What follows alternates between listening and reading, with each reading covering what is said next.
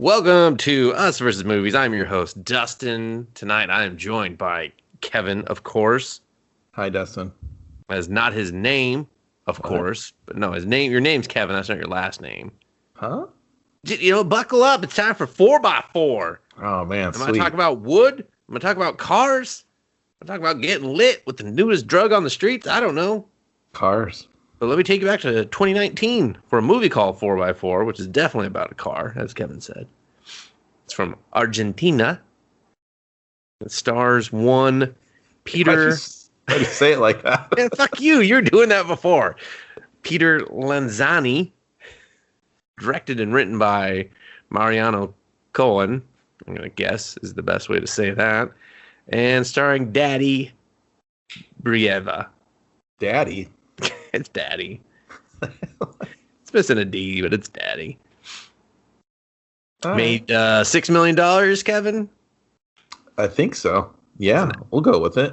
It's an hour and 30 minutes. No rating because it's not from the States, and the States don't give a fuck. No, they don't give a fuck. The States give too many fucks, almost to a ridiculous amount, where they just try to control the whole industry with their ratings and their bullshit. And if I want to fill that fucking Coke up again, you're going to make me pay $8 for a Coke, but then you're going to make me get out of my seat, go fill it back up again? What the fuck? Just give me two for the price of one. What movie theater is doing that? What movie theater are you even going to? No, none. They're scary now. And they're gross. More than ever. Well, 4x4. It's not an American film yet, he said, but it did come from the overseas. And the first thing to note about it is the audio quality is horrible for most of the movie. If you like a man breathing into a microphone, welcome. You're listening to this podcast, so you must. Boo. And that is predominantly what you will hear once this movie starts and then when it ends. So, but we start with just kind of the police state that Argentina is in.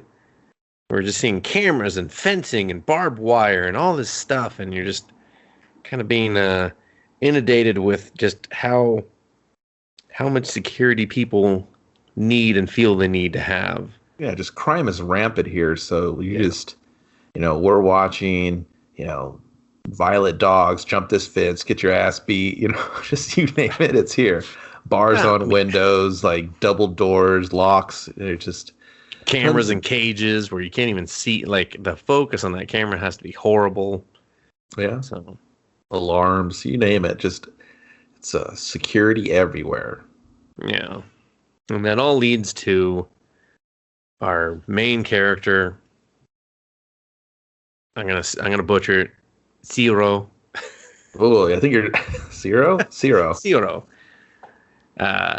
Walking down the street, and he just walks directly up to this fucking SUV, and uses this like squishy tennis ball looking thing to somehow pop the door open. I did not understand how that worked, but it did. And then he it's a pro move, man. It's a very pro move. He's very quick. He has a real like fuckboy douchebag look on him. He's he's got that mullet shaved cut thing where it like goes into, like the rat tail growing. Real punchable face to him. You just look at him, you're like, ah, man. I was reading something else about like the soccer kit he's wearing, especially I guess that was like that like almost that not even fuchsia, just like a bright pink. Yeah. I guess it's the Boca Juniors. That's their jersey. It was pretty much chosen to create, color contrast for the movie. And they said there's controversy about that particular jersey, but I couldn't really find anything. So, So I guess it kind of just built more into his overall douchiness.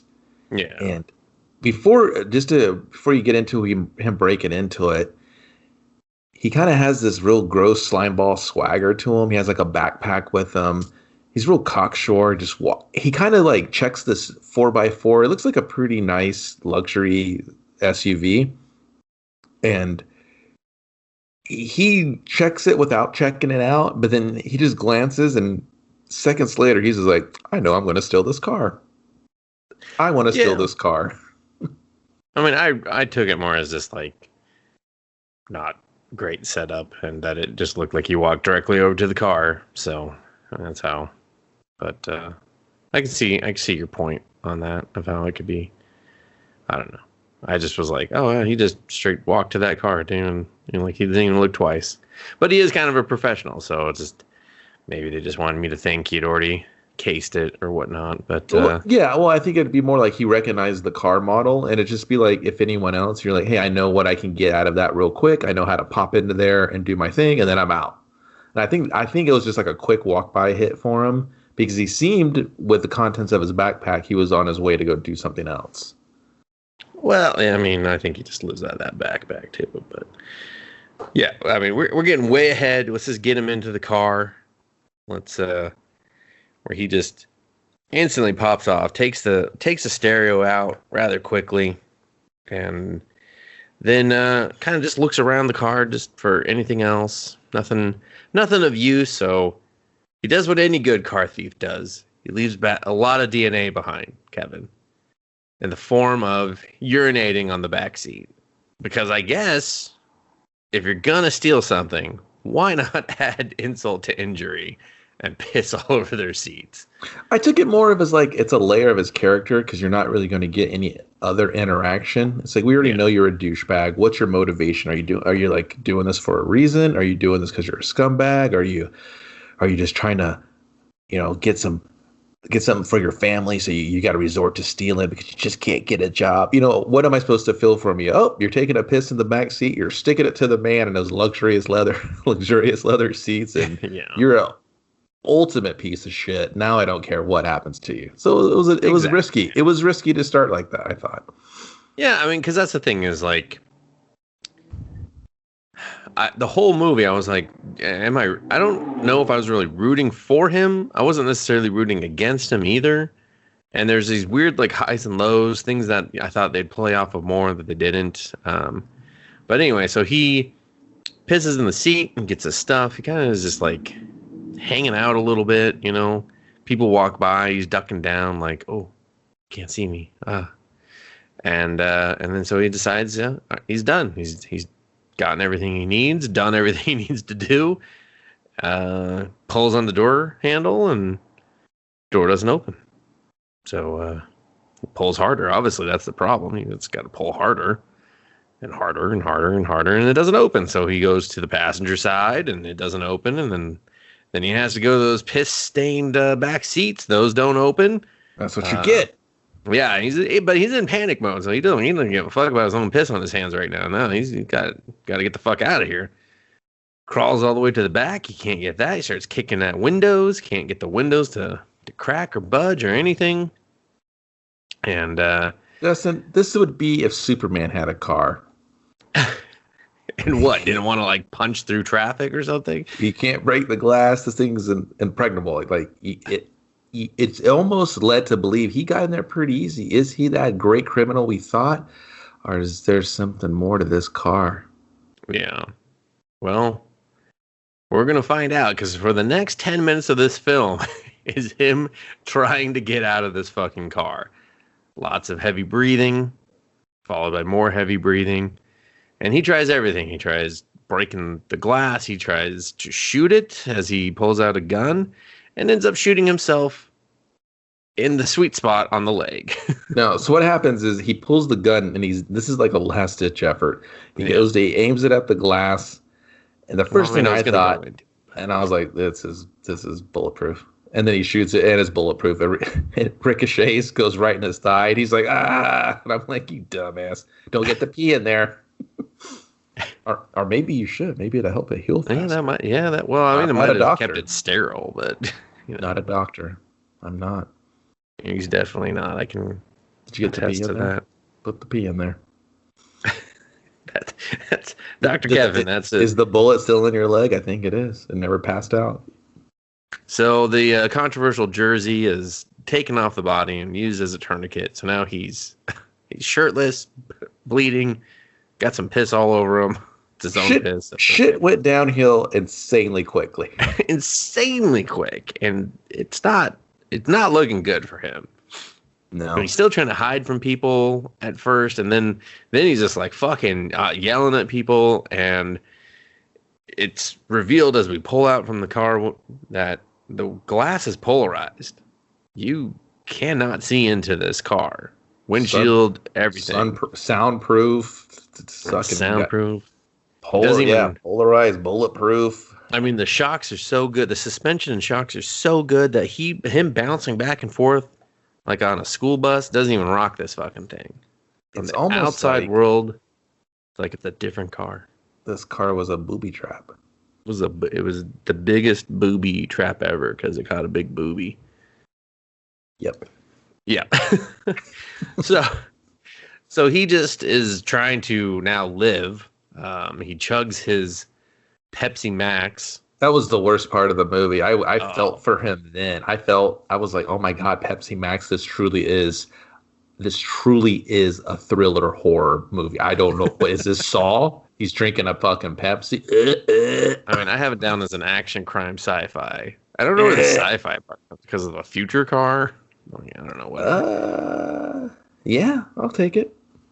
I won't, but yeah. So he's drinking Pepsi Max. He's just trying not to bleed to death.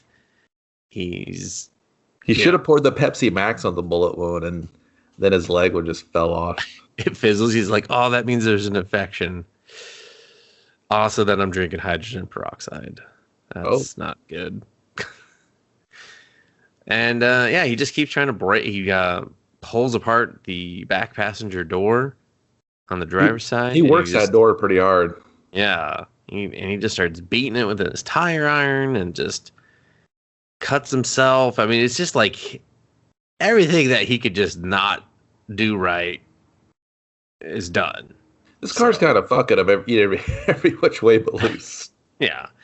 And he's just so panicked and frantic that he's just like not really, there's nothing he's doing with care. So, yeah. He survives the night. He licks a window, gets some water off of the window somehow, I guess, from like trying to get that condensation from the morning dew. Yeah, I mean, just something cool in his tongue, Dustin.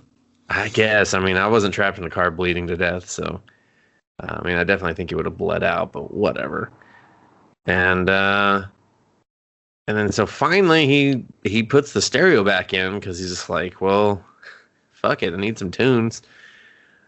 This is after, I think, this is just after, I believe the other car thief comes up and tries to break into the car, and he gets No, that's later. Oh, that's later? Okay. Yeah. So he puts the radio back in. He listens to a song about fucking in a car, which I thought I was just like, nice. Yeah. Meta. That car. Very meta. Almost like the car was, the car was fucking him. But like in a sexy way, not in like a, way we're going to see for another hour and a half.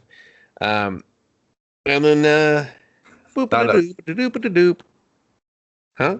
Is that the ringtone? That's a ringtone. I can't remember the ringtone. I mean, his cell phone also conveniently dies, and he's got one that has a removable battery. And I was like, that was like a burner or some bootleg shit. Yeah, I was like, 2019, you're still using shit like that? Oh, God. He's a criminal, dude. He's like, I don't have the credit to get an iPhone 3. He ain't trying to get traced. He has that government phone. No, man, he did it. Like, that phone, he didn't even know where his contacts were. He was like trying to go through contacts. He's like, why do I have so many contacts? I'm a criminal. Where's my wife? Oh, wow. Thumbing through, like, he couldn't find his wife, man. He was just like, I was like, put her on favorites, asshole. Like, solve two problems here. Dude, talk about it. Now we know how you live, dude. Is your wife on your favorites? Yeah. So are you, Kevin. There you go. Oh, cool. Now I feel good about it. Yeah, dude, put your wife on your favorites and your best friend. Yeah. Yeah. Not your entire criminal organization. I can easily fucking trace back to you. So, but yeah, he gets a phone call, and he's very hesitant to pick up at first. Technically, the vehicle gets the call. The vehicle, and it says me. It's like me calling me. Yo. We're like, who's me? So he answers. You. He's like, "Hola." Yeah. Everyone's like, I'm impressed. That's as good as it gets. Late. My Espanol is not so. It doesn't matter if it Not was 9 in the so. morning. Not so gusta. Okay. Oh, people are shook right now. They are not, but they're just like, he's doing all right for the baby vocab he's using. And basically, the man on the phone starts just talking to him. He's like, "Who's there?" He's like, I know someone's in the car. Like, talk to me.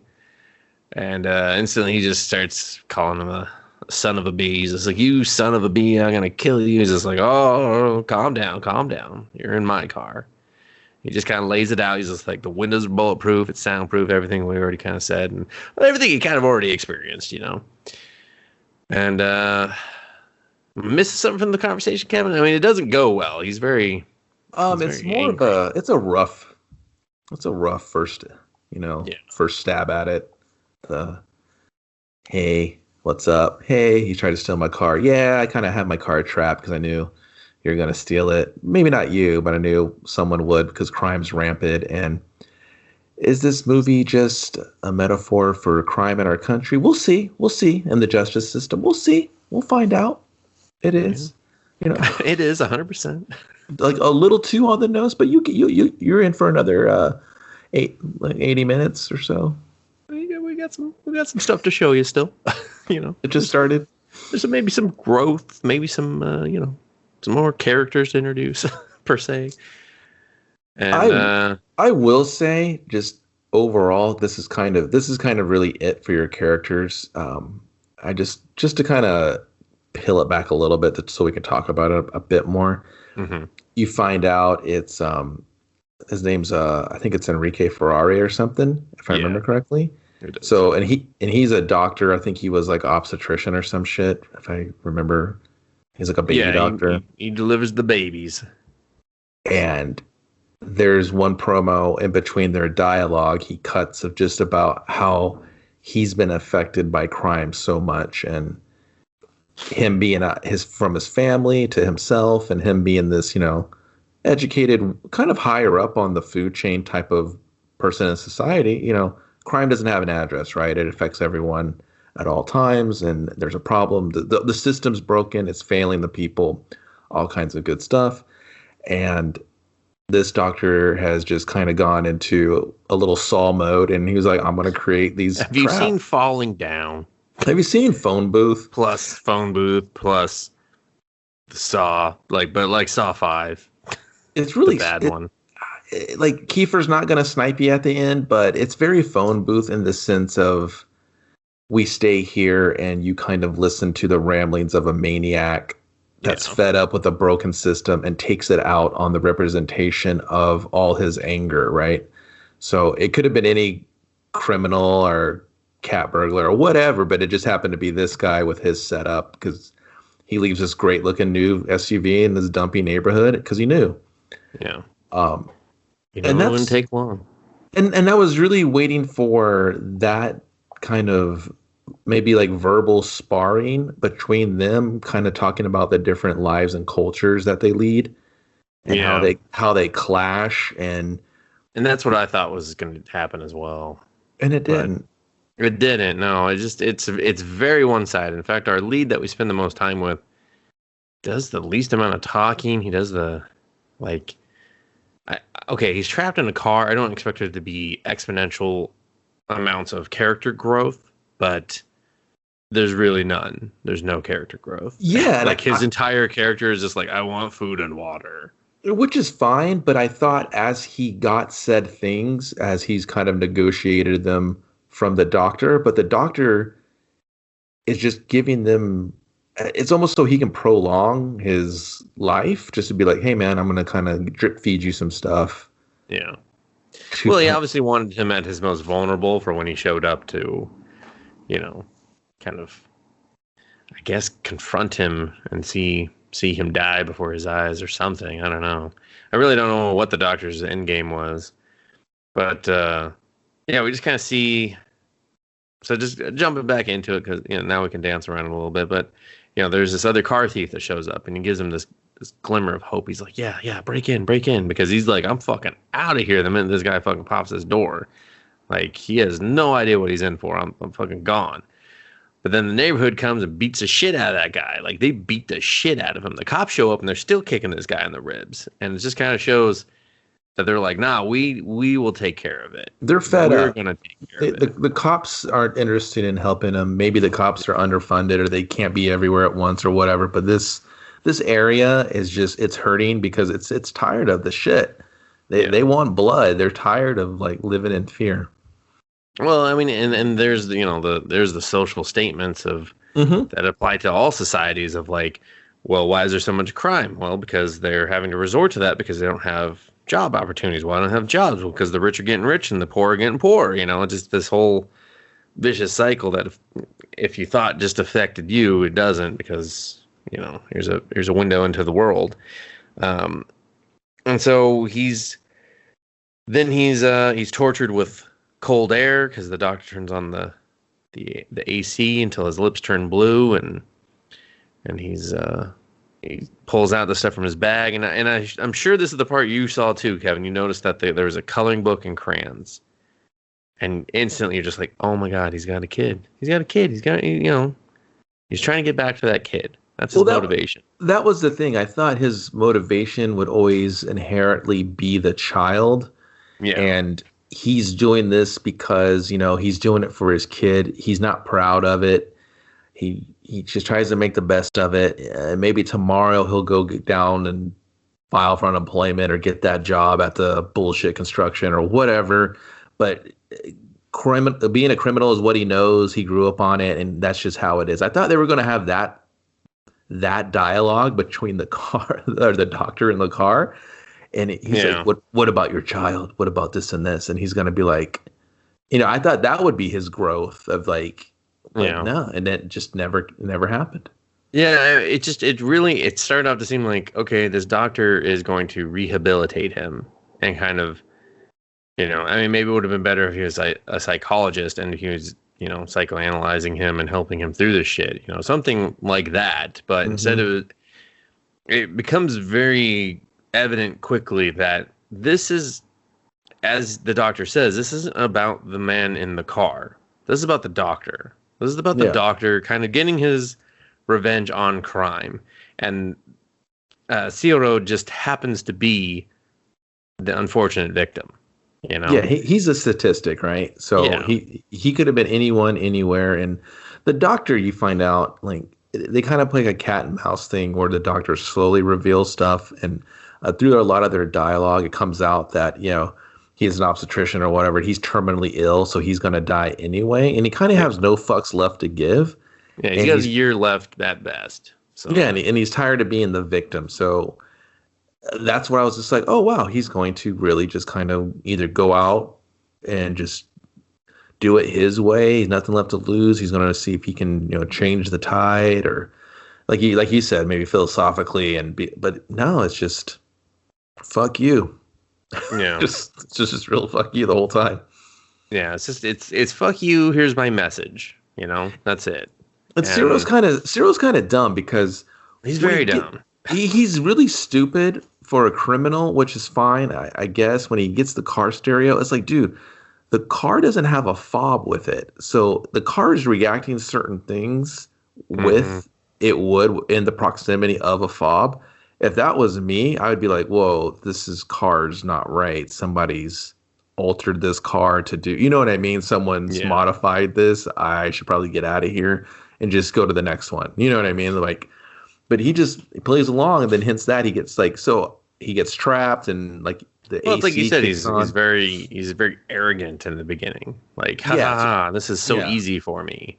It's so easy I could piss in this car and leave. Well, like when you said like he sits in the car a little bit and he puts the sunglasses on and he kind of like I almost thought it was going to be a moment of like, man, I really want to be rich, but I was never given the opportunities. I fucked up in school but I didn't. I just made the wrong choices. And this could have been my normal life. If I worked hard, I would have got this car. The real capitalism type of, go for it, rah, rah, rah. Yeah.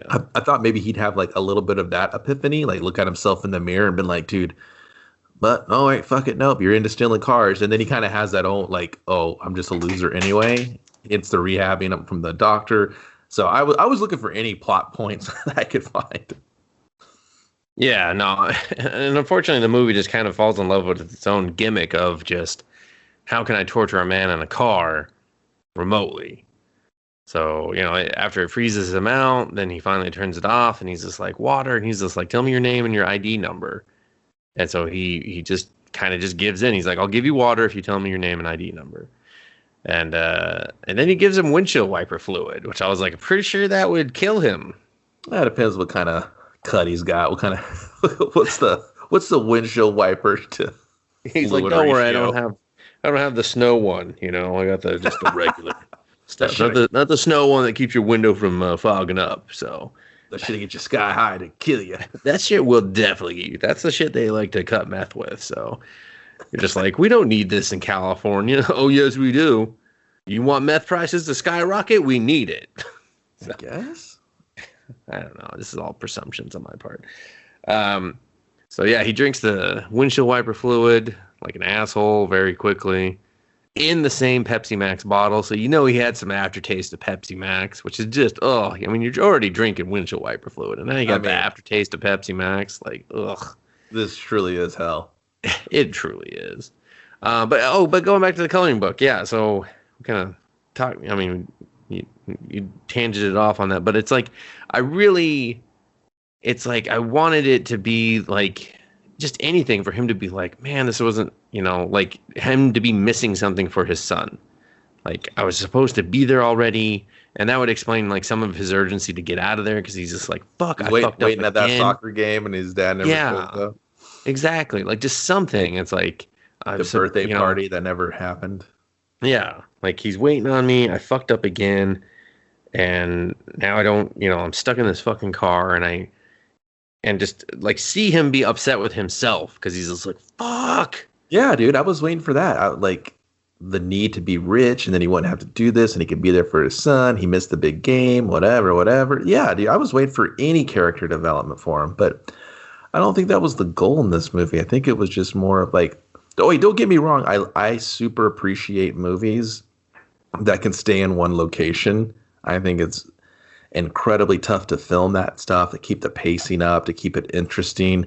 So I did like the movie on that aspect. I thought it was really well done. I thought they kept a lot of the camera work for just being trapped in a car just interesting. It didn't get boring visually. Yeah, no, I was gonna say the same thing actually. It's just the fact that I didn't feel like I was just seeing the same shot. Like it felt natural for him to be sitting in different seats. Mm-hmm. And not just behind the driver's seat the entire time. And yeah, it didn't get boring, and it really felt like he was trapped in that car. I mean, other than the ferocious audio, but visually, it did a great job. So, which I wonder if that's maybe the audio was so bad they were just like, yeah, we had him talk a lot more, but it just didn't turn out very well. So we just dropped it or something. The audio didn't strike me as bad as I think your experience was. Maybe like saw a different version or something. Man, the one I saw is very noticeably ASR, so like all over the fucking thing. But so after he cools him down, then he at one point he and I appreciate this. He got smart for a minute. He plugs the vent with papers and he puts the floor mats over the front vent and he puts the floor mat over himself. And we introduced this cricket at some point, the CG cricket, and I didn't get the symbolism here, Kevin. I'm not gonna lie. Of Jiminy Cricket. Was he wishing on a star? No. I thought I was waiting for him. I thought maybe he'd just pronounce his character motivation to the cricket. Yeah, I mean, I was like, are you going to Wilson that fucking cricket? You going to talk to that cricket? And is he going to eat it? I thought he was going to maybe eat it for and then I would have. It's like fucking whatever. But then he like stops himself from eating it. And I was like, what? Is that your only friend? Is he losing it? Is the cricket going to start talking? Does he got like heat stroke in this fucking car? if I'm trapped in a car with a cricket, I'm fucking killing the cricket. Might not eat it, but I'm definitely killing it. I'm not listening to that shit the whole time. But he just kind of watches this cricket. And so eventually he, makes a different tourniquet out of his pants, I think during the blizzard, so he can put his shirt back on. Yeah. He figures out he can drink his piss. Probably my favorite part, because he's just like, oh, this is horrible. Oh. I was like, you're not supposed to drink it warm, dude. Like, let that shit cool down. Let some of the smell. Put it in the Pepsi Max fucking cup. Why aren't you using that again? He's drinking out of like the what was it, like the hazard kit? Yeah, it was like a hazard kit. Yeah, you pull it out. Yeah, real desperate. At one point, the doctor calls him in a good mood and tells him that there's chocolate behind the brake. And I was just like, dude, it's been 2 days. How did you not check this whole fucking car? Like, what are you doing all day? Well, I will say there's not I think the movie does a great job of the sense of time, because I was like, has it been 2 days? I don't know. I think he's been in there a long time. Who's looking for him? No one. He takes his phone apart to pull the battery. He does the old battery trick where you take it out so it's not constantly just being zarked from its energy. He lets the son charge it. He's like, charge it, son. I know this isn't how batteries work, but I'll try it. I'm a dumb criminal. Well, he pops it back in. Like, when you take a battery out, you can pop it back in after a while and get that little burst. Yeah. And that's what he was doing. And it worked for a second. And then I was like, ooh, is he going to leave a message of how a piece of shit dad and boyfriend he is or whatever? And then he's kind of learned his ways because the car taught him. Blame the doctor. Nope, doesn't say that either. No, he's just like, Irina, I fucked up again. And he's just like, Leo, I'm waiting. Dada's here.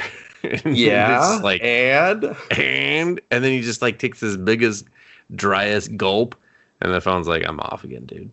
Oh, the phone's like, you blew it, boy. You blew it. Yeah. It's just like, okay, well. It's like every opportunity we give you to like say anything or just, I don't know, show that you're not just a piece of shit of a human, you fail at, which becomes even more evident when the doctor calls and is like, hey, I looked you up. Looked up your family. I gave him money. I told him you won the lotto. Told him to invest it in the son's future. Told her to buy a house. Basically, he's just like, I'm going to take care of your family the way you couldn't, because you're a fucking piece of shit criminal. Yeah, I'm begging for some sort of compassion or likability for the criminal, for Ciro, and they just won't give it to me. And I'm kind of like, well, the doctor, you're constantly just waiting for his MO. Like, what is it? Did him and his boys accidentally kill his daughter or something? Or did he? Yeah. Is there? Okay, it's not revenge. It's a statistic game. Specific revenge. Yeah, it's just you are the face of what I'm angry at, and I want to be angry at the act that you're committing, that I've lived through, various people and ways, from robbery to muggings to burglary, and you're going to be the focus of my anger and the neighborhoods, you son of a bitch. Yeah. I mean, I did like the part where he was like going through his criminal, because Ciro is like, I didn't, he's like, have you ever killed anyone? And he's just like, no, I've never killed anyone. And he's just like, what did it feel like? And he's like, no, I've never killed anyone. And he was just like, well, yeah, what about this? And he just reads his criminal past. He's like, and really it's like, oh, this guy's responsible or helped contribute to the death of 3 people, like, over his life. Oh, like an old man he mugged from they beat him up so much he died from the attack. And so, yeah, and it's really, because you're feeling like almost pity for him at this point, but then the way he responds to that old man one, he's just like, he shouldn't have fought back. Yeah, that was his opportunity to just trying to be like, I am that piece of shit. You're right. I am the problem. Own it. Yeah, exactly. Instead of owning it, he was just like, he shouldn't have fucking fought back. And then whenever he's not talking to the doctor, he's talking about how the rich have everything, how he has nothing, Mm-hmm. Like, he's casing the neighborhood because he's bored. He's just like, this lady she watches, and like that part was fucked up. I was like, you have to go out there and watch the street block to make sure you can pull your car out so you don't just get jumped instantly in your car. Yeah, that's how bad the crime was. And he's just chilling in there with the broken sunglasses, just he still has the wrong mentality of just he's just watching everyone and trying to pick his moments, and that was what I liked because how long has he been in this car? You know, Yeah, he's picked up their habits or like picked up on what their habits are, and the little brothers that walk behind him that go into school, going, oh, they barely got like a phone between them. They're not even worth mugging. I'm like, damn, like dude, he had like a cash value attached to each mm-hmm. person. So, which I mean was nice that it kept that consistency of like he's a scummy criminal, but it's like he's injured, he's bleeding, he's being starved to death. It's like it's weird because it's like if this was anyone else, I would feel compassion. I feel horrible for them. Yeah, but he has no reason to change. It's almost like it comes with the territory for me to like get these battle scars. I still think I still am what I am. I'm programmed this way because the system let me down. I'm a product of my environment, all that shit, right? Yeah. And then, so he gets very upset with the doctor for seeing his family. And the doctor just kind of keeps fucking with him, he keeps just calling and checking on him. And at one point he doesn't even answer. And I like this part where he just like organizes all of his stuff. Like he's just got just some weird like mental break where he's like, I'm just going to organize it all very neatly. Yeah. He like folds the back seats up and he sits there and he puts his shoes and his socks and his gun. He takes the stickers out of the coloring book and starts putting them around the car. Like he's almost just given up mentally. Yeah. And then he's just sitting there one night and he's just pressing the start button over and over, just over and over, like really jamming his finger. I was like, that's an uncomfortable jam. Like you're jamming hard, dude. And, the car starts and he's just like, oh, yes. And I was like, what's going to happen? Yeah. And then he puts it in reverse and it gets stuck in reverse. So he's just like, fucking YOLO, motherfucker. I'm out of here. And just drives it fucking hella fast into a pole, wrecks the shit, airbags everywhere, but he gets free. You know what's really crazy about this is this scene and the next scenes coming up. I really love the visual look to it. The way the night and the lights, because it's that nighttime and he starts walking the streets barefooted and he stumbles. His legs hurts. He's shell shocked from the wreck. He kind of car alarms going off. It's neighborhoods, whatever. And then he's in fucking survival mode. Yeah, and he's just like you just hear his feet like smacking against the street, and then like a little kid scorpion runs up to him. And I was like, what is this little kid dressed like Scorpion doing? I don't know. He fucking checked him. He's like, fucking this is my block, motherfucker. He's just like, hey man, fucking ow. Yeah, they just kind of cross at night, and strangely enough, it reminded me of Cabin Fever with the little hillbilly boy that's doing like capoeira out in front of the fucking goddamn convenience store. And I was just like, what? Do we have to gather up all these YouTube? I'm good at it. Do we got to gather up all these weird horror children and just have them do something together? Let's do that. Adults now. Oh yeah, that capoeira kid's probably like 40 with like 5 kids. He's still doing it. He's just like, come on, kids. They're just like, come on, daddy.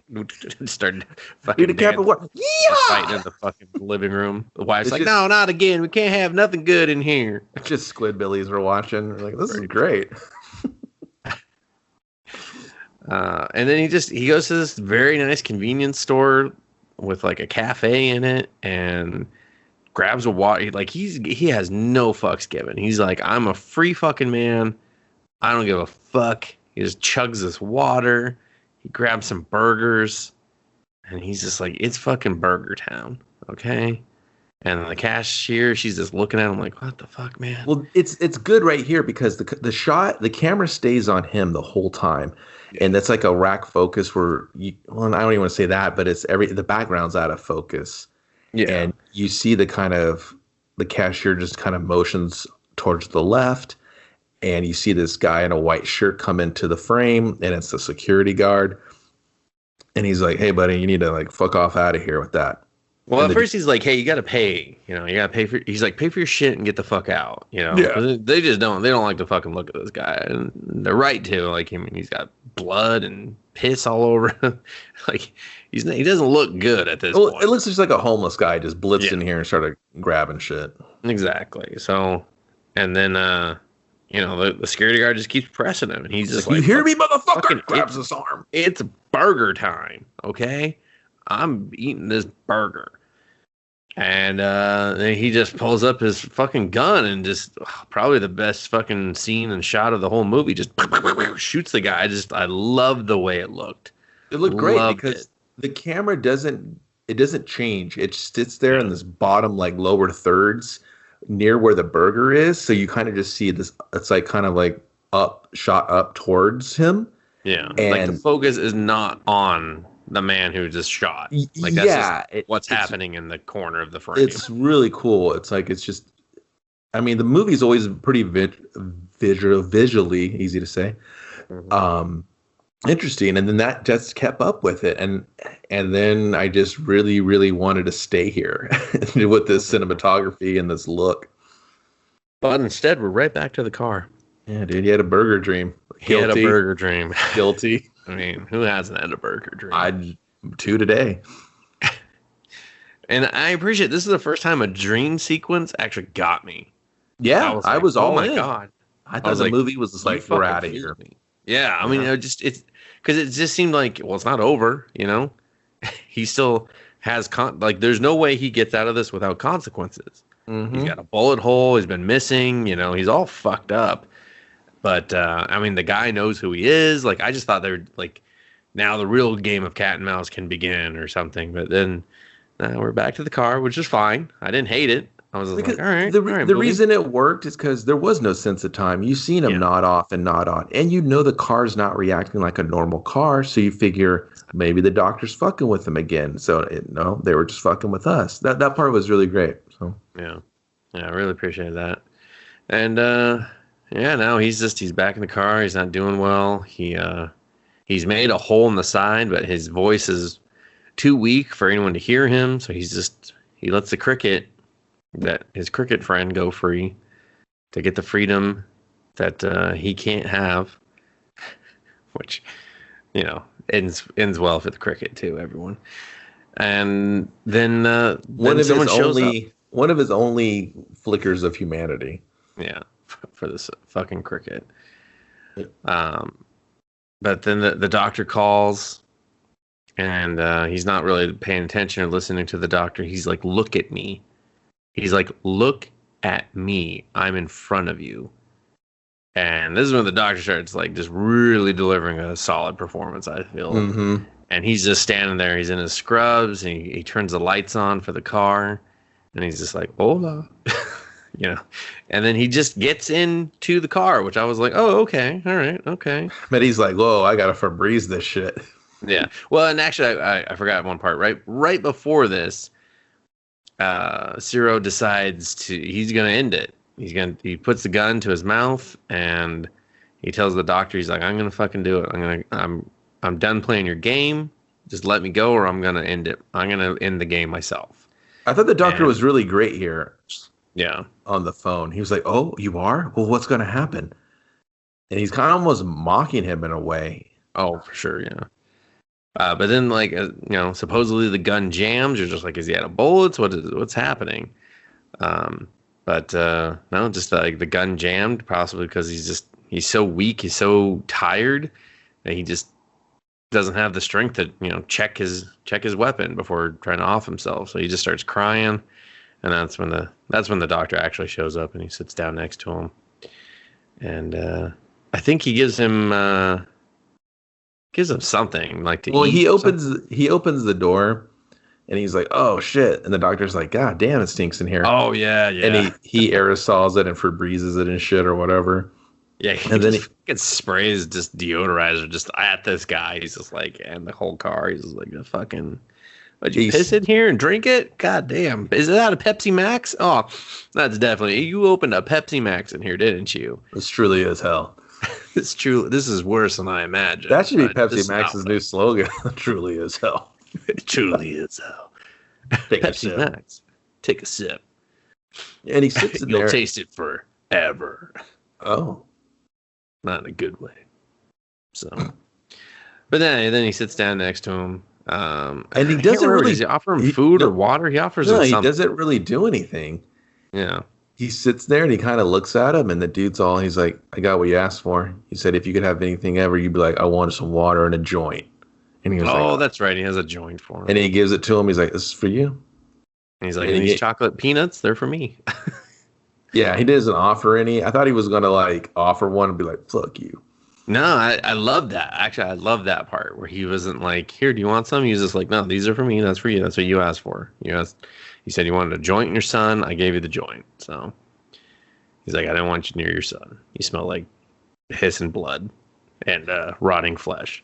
So, and this is the part I was confused. I thought he was just gonna cut this monologue on him about, this is it, man. And I'm gonna kill you, and it's gonna make me feel good, and it won't be the right thing, and I know it's not the right thing because I'm an educated man, but it's going to release some anguish and some angst inside me that all the shit that I've been through that people like you have caused, kind of like this little class war conversation, Yeah, like the final promo of I've earned everything in my life through my hard work, and you are one of these people that steal everything because you don't want to work hard. That you want to blame the system, you want to blame everything, and not see the hypocrisy in his own words of like, well, he's blaming the failure of the system for all this, and why is the system protecting him and all that, and just like that whole, just anything to be, I don't know, just like you have this clearly this movie that wants to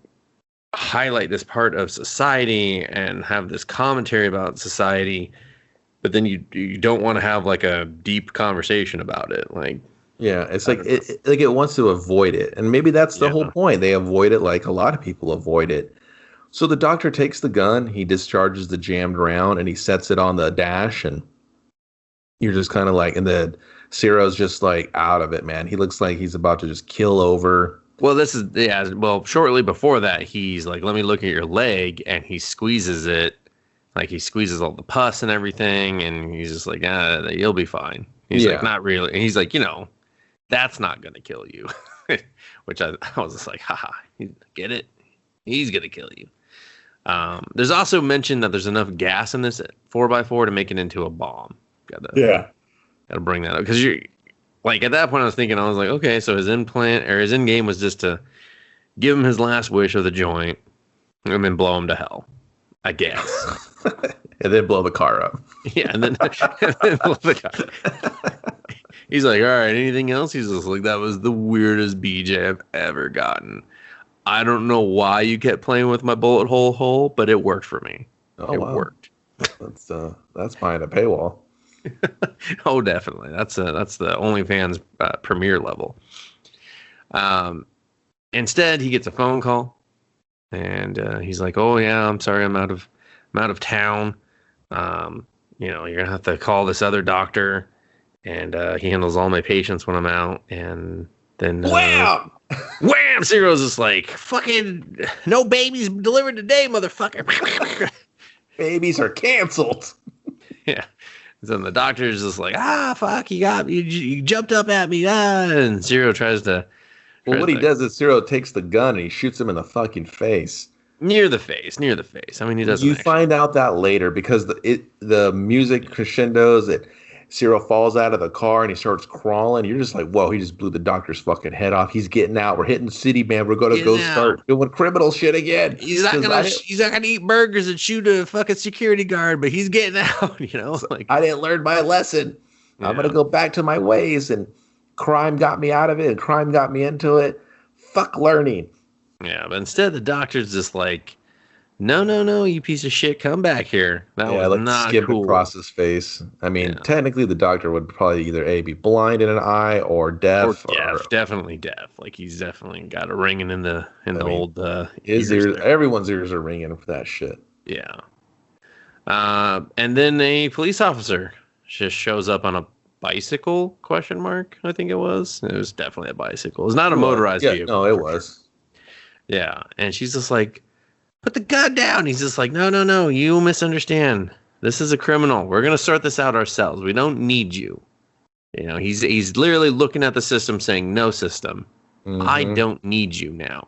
Because the system's going to just hold him in jail and let him out tomorrow. He knows the system's broken, and the system's going to ruin his plans for revenge. Yeah, it's going to ruin his plans, but also now he's going to be put in the same system. Yeah. And he's just like, no, I'm not the bad guy here. I'm not the criminal. I mean, sure, I'm torturing a man to death, but I'm not the criminal. But the police woman, she won't fuck off. She won't fuck off. And then all of a sudden, We got ourselves a hostage. We call in a negotiator. Call it the negotiator. Don't give me fucking Kevin Spacey. You give me Sam Jackson, goddammit. You don't give me Kevin Spacey. All right? Give me Spacey on the phone. Oh, God, they gave me Spacey. He's going to hit someone. Probably a young boy. He's not picking up? Is he busy? What's he doing? All right, give me Argentinian Kevin Spacey, circa 70 years old. So what? He was old. He was pretty old. Yeah, he said he was retired, and they were just like, he's the only one we got that doesn't suck at this job. He's the only one we got. But now there's media, the neighborhood's involved.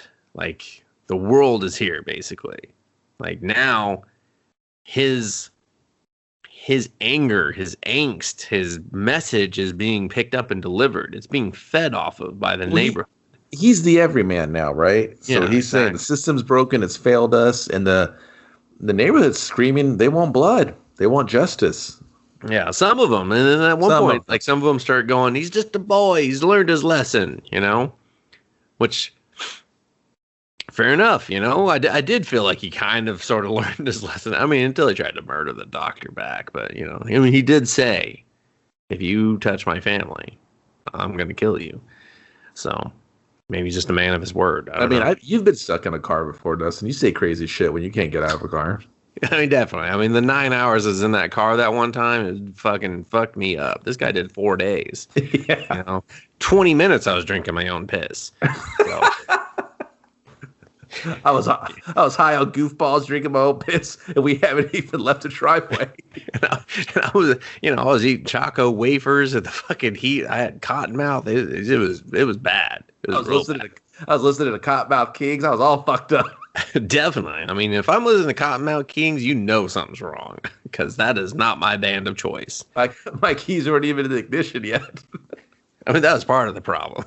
I don't do well in cars. You should see me on a boat. I'm all fucked up. On a boat, I'm off in 2 minutes. I'm just puking. It's like the pest. I'm just puking. Birds are eating it, hitting me in the head, shitting everywhere. So it's not pretty. But so now the media's there, and he's kind of, he's rallying the neighborhood, and the neighborhood is feeding the information to the media. So it's all in his favor right now. It's looking good for him. Of getting his revenge and getting his message out. Well, this part's weird, right? Yes, it is. So you have these kind of warring factions in a way. You have the government with the police. You have the doctor. You have Ciro, the criminal. You have the neighborhood. The negotiator shows up. He gets some water. He's like, get him some water. They negotiate a bottle of water. He drinks it, and then he gives the rest to the criminal, right? The doctor gives the rest to Ciro. Well, and very importantly, he has the police officer who discovered them bring the water. Yeah. Like, and he gives her this look of, like, this all could have been avoided. Like, he looks at her, like, even though he kisses her hand, and as a gentleman, the look he gives her is just like, you're not innocent in this now. You had your chance to turn around. Or is he looking at her going, you're forcing me to face the things that I've done? That is this justice to trap him? You know what I mean? Now I have to own the responsibility. He could have just died in that car. No one would have probably been the wiser. He would have probably got in there, drove it away, and then, got rid of the car, maybe did it again. The doctor could have just kept doing his thing until he died from his, cancer. I forget whatever he had, a terminal ill. It was colon cancer, basically. Yeah, so he could have just kept doing that until he felt complete. He's at the dealership. He's just like, can you fix this? He's like, listen, we got the urine smell out, but that Pepsi Max, it's in there forever. He's like, damn it. All right, just burn it. I'll get a new one. Okay. Just torture. They already got like. He's like, I wish you had yeah, he's like, I wish you had said that earlier, because I already lost 3 men in there. He's just like, fuck, man. Pepsi Max, truly hell on earth. We got the stickers off, though. We got the stickers off. I mean, we left one just symbolic. CarMax, you're not that bad. I don't know what the problem is. He's like, actually, I used Vroom. They delivered it to me. Oh, really? Oh. Oh, interesting. It's not sponsored, I hear, so we should probably not talking about them. The Pepsi Max, you may rot in hell. I don't think that was like a solid. Yeah, your murder car is delivered by Vroom sponsorship. Vroom's like, hey, no. I'm not hearing a no. We don't do that anymore. Any longer? Not need someone cancel the operation. Cancel it. Yeah, they're on to us. This one goddamn podcast. I don't know why I clicked on it. I just knew it. But anyway, yeah. So yeah, he could have. I mean, I don't know. I took it as his look to her was like, everything that happens after this falls on you, because especially when her response later on. I didn't take it that way, but I could see it. I mean, that's how I interpret it later, especially later on. Like her response later on, kind of, I really believe fed into that, because like when she breaks down, she knew that her actions kind of set all this off as innocent, and then as just that was her duty. She was just doing her duty, but still, it didn't change the fact that that was the start of the end, the beginning of the end. I wanted to see it more on a philosophical level of like, she can see how the system's broken and she's part of it, but there's nothing she can do to change it. She's just a small cog in all of this, right? Yeah. So I think it's just whatever. It's tomato. It's just how you interpret it. But that's how I took it. Of like, now, because even the negotiator, he's like, you're a smart man, you're an educated man. We can hang out and have brewskis after this shit, but you're not changing the world by changing this moment. This dude, killing this dude don't mean nothing, because the world's going to keep fucking spinning and fucked up shit's going to keep happening. And the doctor's like, well, what am I supposed to do? Am I supposed to leave the country, live abroad, do this, do that? And he's like, dude, there's nothing you can do. This is just what we've done as a society, as humanity. This is what we've created for ourselves, and we got to wallow in it. That's just what it is. And then he didn't like that answer. Well, I mean, and the negotiator, this is when we kind of get our battle of the wits in a way, because the negotiator, he can fucking act. He has the chops. And Ciro, he has checked out of this movie. Yeah, he drinks that water. And that's the last we really see. I think that water was roofied, if you ask me. I mean, I'm pretty sure his fucking brain was just roofied at that point. But he's like, the infection is eating everything. My soul, my dignity, definitely my brain. Mm-hmm. But yeah, this negotiator just cuts a promo on him of like, yeah, your life's bad? Well, like, try being a fucking cop here. I've seen more. He's like, you think this shit's fucked up? I've seen fucked up. This is not fucked up. But I think the story he had, like, as much as I wanted to believe it about the homeless man, his son, the dad, I was like, bro, that's your story you keep in your pocket to butter up people on the negotiation fucking job. Oh, definitely. Yeah, it was a little too well rehearsed. And I was just like, it's his father. He was my dad. I was just like, yeah, no shit, dude. Yeah, duh. That man that left in the middle of the night didn't come back and then kept sleeping outside my window. That was my dad. Yeah. That bummed out to blow me for $1. That was my dad. And it's like, ew, gross. A whole $1? It's just a whole. I mean, hey, it's a down economy, so. Yeah. So I mean, and they have a pretty good back and forth, and that's like really when it becomes clear that this was never Ciro's movie at all. Like, this was never about a car. This is never about the car. This is always about crime and criminals and how society is just declining, because and the doctor makes mention of that, of like, oh, back when we were kids, we could just leave the door unlocked and blah blah blah blah blah, and it just keeps getting worse. It just keeps getting worse. Every generation just keeps saying the same goddamn thing. And then finally the doctor's just like, you know what? Yeah, let's get those brews. And he lets Ciro go. He gets into the car. No one takes the shot, Kevin. No one takes the shot. No one takes the shot. I was like, where's the sniper? Someone take the shot. Someone take the shot. Well, if you notice the cops in the background, they're really lackadaisical about all of it. No one's stressed out. There's a couple of riot shields around sprinkled throughout, but there's no snipers. Like, it's almost like they knew no one was really in danger. Maybe maybe the kid, but That's about it. Yeah, I mean, just Zero, really. And they're just like, if he shoots him, we're probably fine. I mean, I got bulletproof. You got bulletproof? Yeah, we're all good. I can see them pulling up on him if he shot the Zero kid, our guy, or whatever. Yeah. I don't know why I said kid. Because they're older, I guess. I don't know. Yeah. Age is weird. Well, they kept calling him boy. They kept being like, let the boy go. You know, I mean, it's just kind of that view of like, he's young, he's making dumb mistakes and stuff, you know. So it's like he's still a boy. But then the doctor gets in, and remember that bomb I told you all about, everyone? Well, click, click, boom. So. Click, boom. Remember saliva, everyone? Google that. You do, because he had Google that and watch the last part of this movie. Go, damn, that's sick. Damn, they should have really paired that up better. Tell me one action movie where that song won't go into it. It can't be done. It's the perfect action movie song. Click, click, explosion. I'm in. I mean, I've lost track of how many trailers. So remember when we're getting to that sweet spot where it's going to come back, Kevin. It's going to start. It needs to back in. I remember when YouTube. I don't know why I left. Drowning Pool, when the bodies hit the floor, that was on everything. I think Click, Click, Boom. That's probably not the name of it, but it should totally be the name of it. They should rename it, remaster it, re-release it. No one will know. No one will care. Maybe we can talk about Crazy Town. There's so many options, Hollywood. Get it together and stop fucking it up. They're like, none of us want to work with Crazy Town. So, come, my lady, come, my lady. Yeah, dude. Sugar baby, Hollywood, butterfly. You're fucking it up like hard. I know, intentionally hard. I mean, some of it was intentional. Some of it was trying to cover my. You're reading the linear notes of your CD. And you're like, dude, I fucked it up. It's so tiny. I mean, they only say like 9 things. Why is it so tiny? Let me grab the vinyl. Oh, it's even smaller somehow. What the fuck? Hold on, let me load up that MP3. 5-inch. Hold on, I gotta stream this real quick.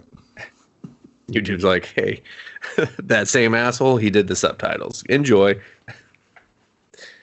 But yeah, he booms, and everybody listening to this was like, they're like, so what, are we downloading Saliva? Is there a link or what? Like, are they really remastering it?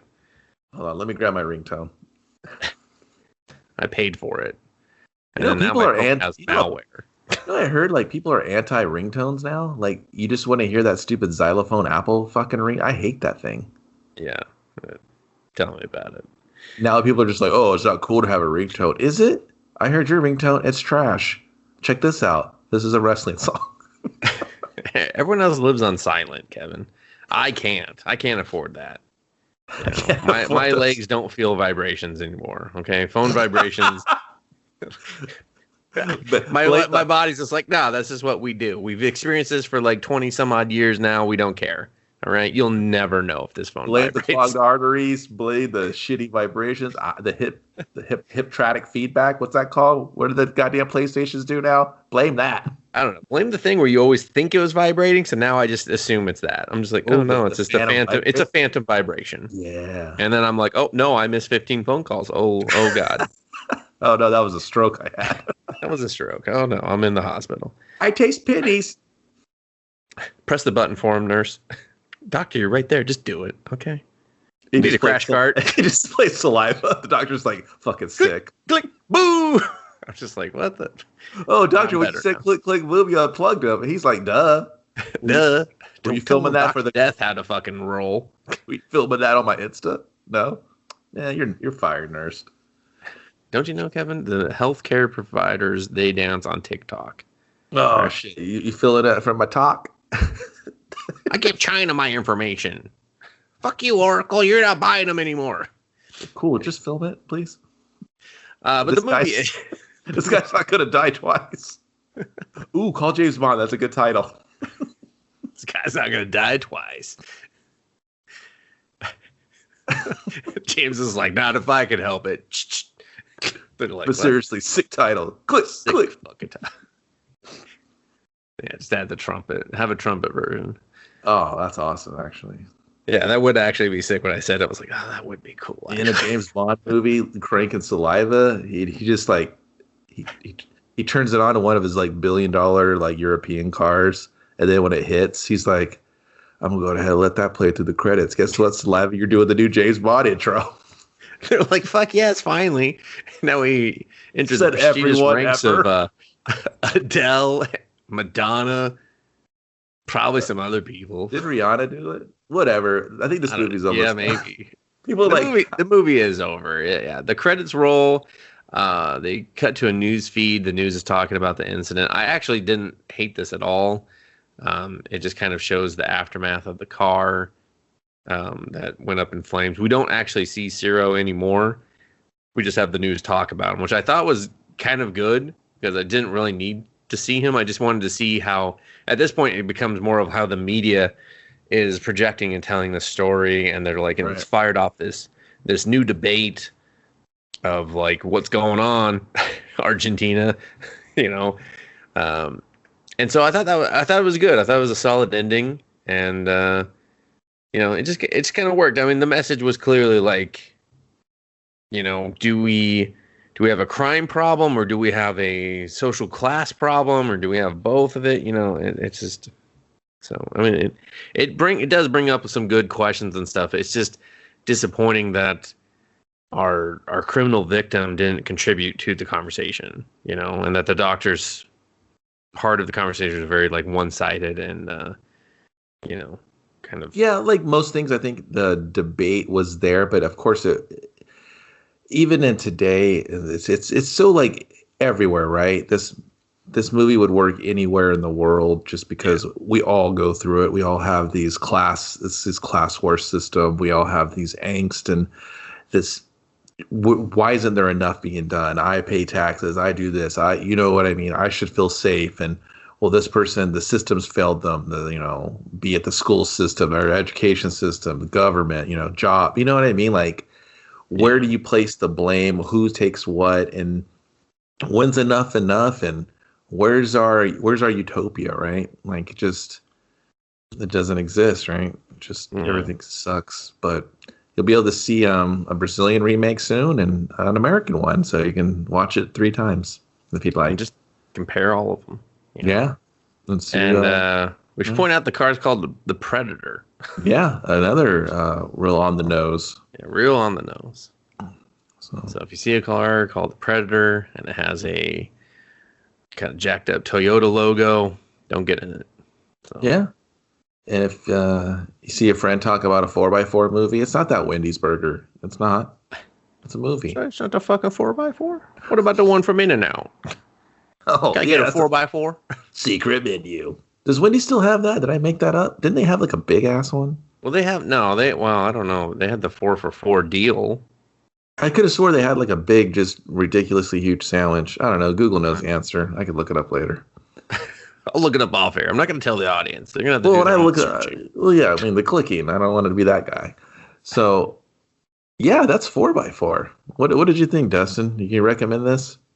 I would actually recommend it because it's a very easy watch. Very easy. I agree. You know, like I said, the audio it's not great in places, but overall, it doesn't need to be because it's like that's not what the movie's going for. It's visually interesting and it's just so quick, you know, and I think it did get me thinking about a lot of things, even if the movie itself didn't really delve into most of it.